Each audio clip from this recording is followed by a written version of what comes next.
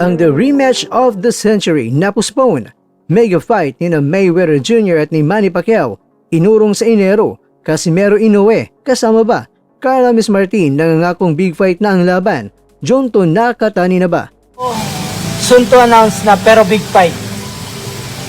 Announce natin. Isang malaking gulat at pagkadismaya ang sumalubong sa mundo ng boxing matapos opisyal na inanunsyo na inaabangang Mayweather Jr. versus Manny Pacquiao na rematch na orinal na nakatakda ngayong Setyembre ay opisyal nang napospone. Ayon sa tanyag na boxing insider at reporter na si Dan Rafael, hindi na matutuloy ang tapatan ng dalawang alamat ngayong darating na Setyembre dahil sa halip ang mga fans ay kailangan pang mag-abang at magtiis hanggang Enero upang muling makitang mag-abot sa lona ang dalawang Hall of Famers. Base sa mga naunang ulat, nagkaroon ng komplikasyon sa schedule at mga legal na usapin sa panig ni Floyd Mayweather Jr. na naging mitsa ng pagkaantala ng laban. Bago ang anunsyo mga kwento ng pagka-postpone, naging viral sa social media ang poster na ito na kung saan malinaw na nakasad ang petsang September 19, 2026 sa makabagong venue na The Sphere sa Las Vegas, Nevada.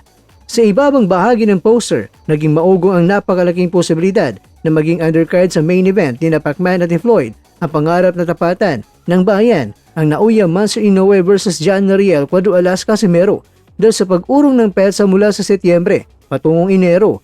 Nagkaroon ngayon ng malaking palaisipan sa direksyon ng Team Inoue. Target kasi ng kampo ng Hapon na maigasa ang mega fight ni Inoue kontra yan kay Bam Rodriguez sa darating na Pebrero. Dahil dito, mamimili na lamang talaga ang Team Inoue kung sino ang kanilang papalagan sa kanilang timeline. Pero gayon pa man, kung pagbabasihan ng mga ulat at reaksyon ng mga boxing fans sa social media, mas patok pa rin at mas gustong mapanood ng marami ang Casimero versus Inoue matchup dahil sa mahabang kasaysayan ng kanilang personal na girian. Ikaw kakwento kung papipiliin ka, Casimero kontra Inoue o di kaya ay Bam Rodriguez kontra kay Inoue. Paki-comment na sa baba.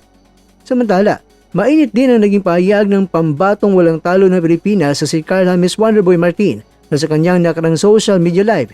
Inamin ni Martin na ninais niya sana makalaban muli sa harap ng mga Pilipino sa kanyang susunod na laban.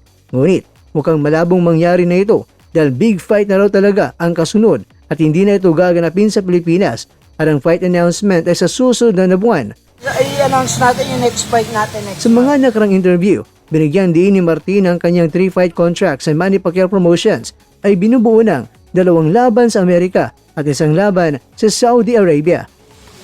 Big fight, abangan nyo.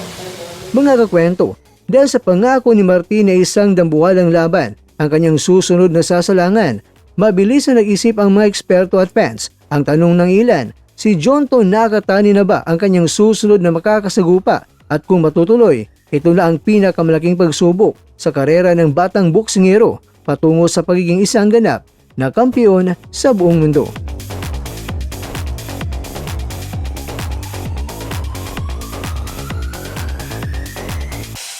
Sa bawat suntok, may pangarap sa bawat... Mga kakwento, hanggang dito na lang muna ang ating kwentuhan. Huwag kalimutan na mag-like, share at subscribe.